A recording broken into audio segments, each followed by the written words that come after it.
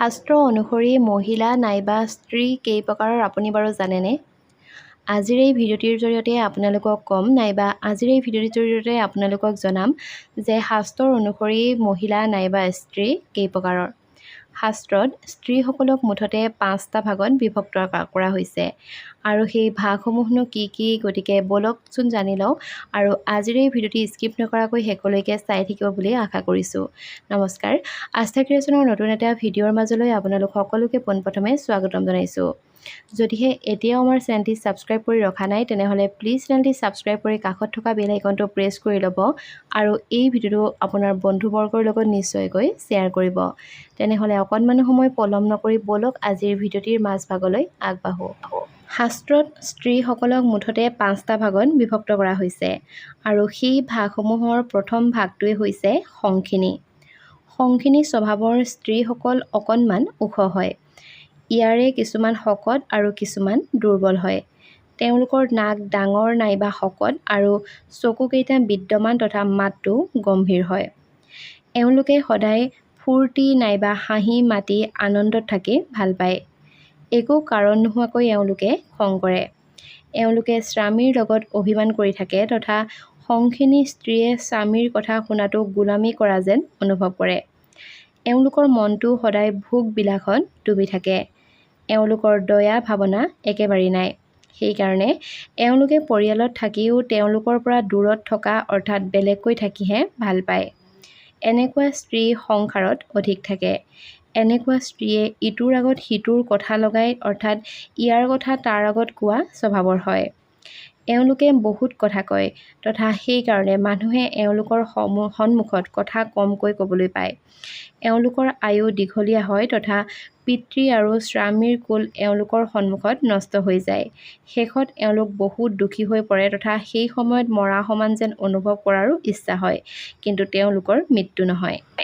অৰ্থাৎ সংখিনী স্বভাৱৰ স্ত্ৰীৰ জীৱনকালত এবাৰ বৰ বেছি লাজৰ সন্মুখীন হ'বলগীয়াও হ'ব পাৰে।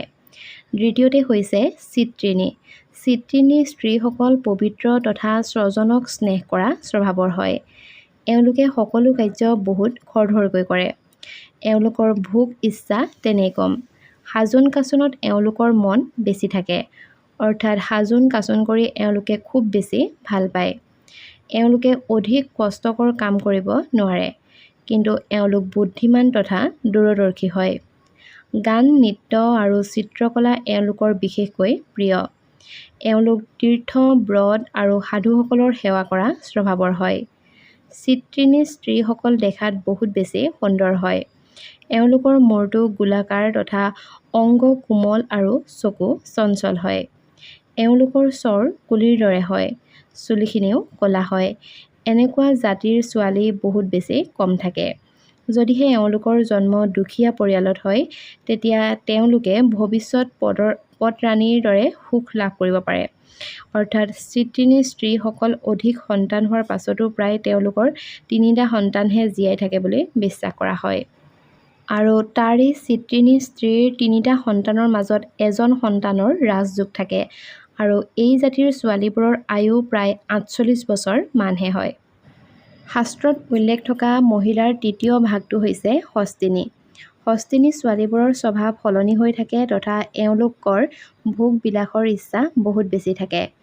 এওঁলোক সৰ্বসাধাৰণতে হাঁহিমুখীয়া হয় তথা ভোজন অধিক গ্ৰহণ কৰিব পাৰে। এওঁলোকৰ শৰীৰটো অকণমান শকত হয়। এলেহুৱা প্ৰকৃতিৰ হয়, লগতে গাল নাক কাণ মগজুৰ ৰং বগা হয়। এওঁলোকৰ খং খুব বেছি। কেতিয়াবা কেতিয়াবা এওঁলোকৰ স্বভাৱ বহুত বেছি বেয়া হৈ যায়, লগতে ভৰিৰ আঙুলিসমূহ বেঁকাবেঁকি হয়। এওঁলোকৰ সন্তানৰ ভিতৰত ছোৱালী বেছি থাকে। একো বেমাৰ নোহোৱাকৈও এওঁলোক বেমাৰীৰ দৰে হৈ থাকে। হস্তিনী স্বভাৱৰ নাৰীৰ স্বামীসকল প্ৰায়ে ধুনীয়া আৰু গুণৱান থাকে।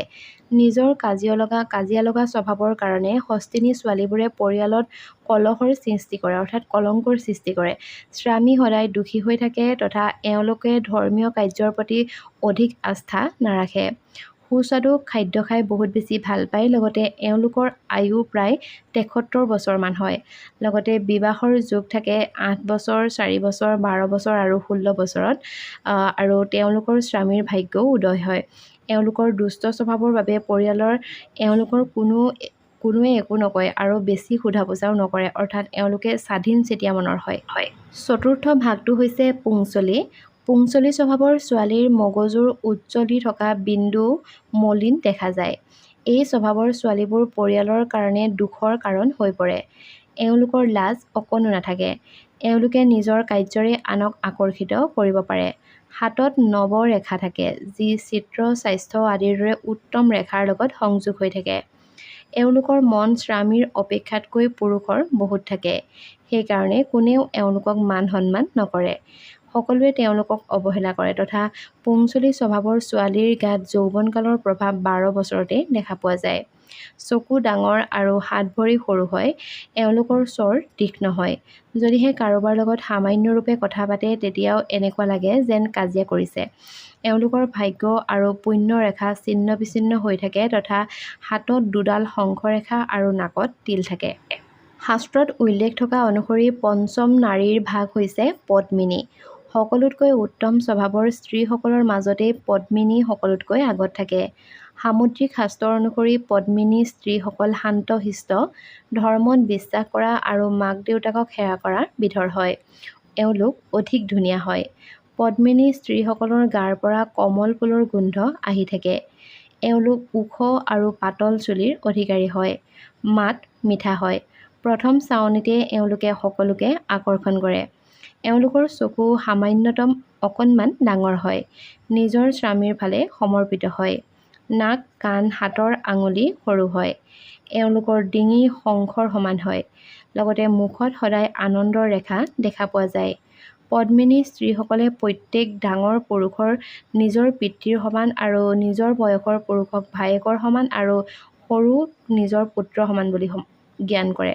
এওঁলোকে দেৱতা, মনুষ্য, গন্ধৰ্ব সকলোৰে মন মুহি ল'ব পাৰে। সৌভাগ্যৱতী সন্তান আৰু পতিব্ৰতাৰ শ্ৰেষ্ঠ আৰু যোগ্য সন্তান উৎপন্ন কৰা তথা সকলো কথা মনা বিধৰ হয় এওঁলোক তথা এওঁলোকৰ ৰঙা বস্ত্ৰ বহুত পচন্দ কৰে। এই জাতিৰ ছোৱালী বহুত কম থাকে। যাৰ এওঁলোকৰ লগত বিয়া হয় সেই পুৰুষজন বহুত বেছি ভাগ্যশালী হয়। বন্ধু-বান্ধৱীসকল, এই সংসাৰত বিভিন্ন ধৰণৰ স্ত্ৰী থাকে, কিন্তু আমি ইমানেই ক'ম যে আমি সকলো মহিলাকে সন্মান কৰিব লাগে। কাৰণ এই জীৱনৰ গুৰিও হৈছে এগৰাকী মহিলাই। মহিলাৰ বিষয়ে আমি এটা শব্দত প্ৰকাশ কৰিব নোৱাৰোঁ। গতিকে নাৰীৰ হৃদয় সমুদ্ৰৰ দৰে বিশাল হয় আৰু নাৰীৰ মহানতা, ত্যাগ আৰু সংঘৰ্ষৰ আগত সংসাৰ সদায় তল পৰি থাকে। আশা কৰিছোঁ আজিৰ এই ভিডিঅ'টিৰ জৰিয়তে আপোনাৰ যথেষ্টখিনি উপকাৰ হ'ব আৰু আপুনি কোন ধৰণৰ বুলি নিজকে ভাবিছে নাইবা কোন ভাগত পৰোঁ বুলি ভাবিছে সেয়া কমেণ্ট কৰি নিশ্চয় জনাব। আৰু শাস্ত্ৰত উল্লেখ থকা কথাখিনিহে আমি আপোনালোকৰ মাজত শ্বেয়াৰ কৰিছোঁ। গতিকে যদি সেই ভিডিঅ'টি চাই ভাল পালে তেনেহ'লে নিশ্চয়কৈ ভিডিঅ'টোত এটা লাইক কৰিব আৰু চেনেলটি ছাবস্ক্ৰাইব কৰাৰ লগতে ভিডিঅ'টো শ্বেয়াৰ কৰি দিবলৈ নাপাহৰিব। তেনেহ'লে আজিলৈ আহিছোঁ। ধন্যবাদ।